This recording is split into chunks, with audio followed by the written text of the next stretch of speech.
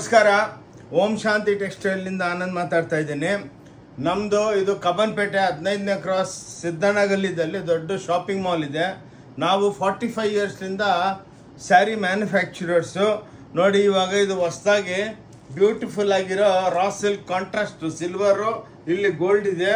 Only 475 chit ಪಲ್ಲು ಇರುತ್ತೆ, ಇದರೊಳಗೆ blouse ಇರುತ್ತೆ.